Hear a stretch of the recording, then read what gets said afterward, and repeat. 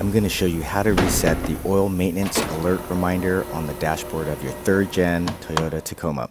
It's very simple and easy to do, and I'm going to show you how with full, detailed, step-by-step instructions so you can do it yourself.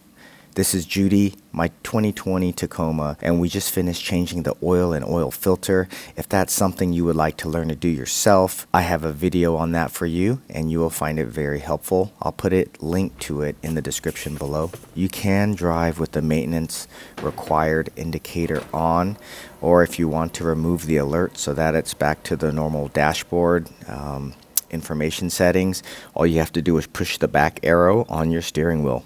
The maintenance light will come back on every time you start your truck until you reset it after performing the recommended service. While we have the car on here, we're going to go ahead and reset. So what you go do is hit this back arrow, which is telling you to go back.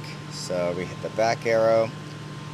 You want to find settings. Mine's is on the settings right now because I was messing with this a little earlier. So back, I'm going to hit settings and maintenance reset.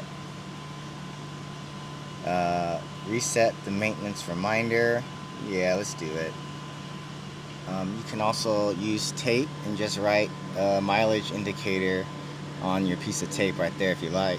Just keep in mind every 4,500 miles the maintenance required soon indicator will turn on, and that'll switch to the maintenance required indicator once you hit 5,000 miles after you last reset. If you're using synthetic motor oil, you don't need to change your oil until roughly about 10,000 miles. If you're wheeling really hard, then you can do every 7,500 like I do. Hopefully you found this video informative and helpful. If you did, please share, like, subscribe. I appreciate you all, and I will see you out on the trails. It is well below freezing. Look at this. Yeah, this really looks like the season.